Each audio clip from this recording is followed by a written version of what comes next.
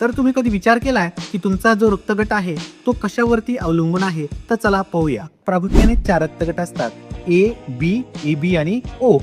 तर आता आपण पाहूया आई वडील आणि त्यांचे मुलं यांचा रक्तगट कोणता असेल. तर याचे 5 रूल असतात. तर पहिला, आईचा रक्तगट ए असेल, वडिलांचा रक्तगट बी असेल, तर त्यांच्या मुलांचा रक्तगट ओ, ए, बी आणि ए बी असेल. जर दोन्ही ब्लड ग्रुप जर सारखेच असतील, सारखे ब्लड ग्रुप असतील, तर त्या ठिकाणी त्यांचा ब्लड ग्रुप ओ किंवा सारखेच ब्लड ग्रुप असेल, बरोबर.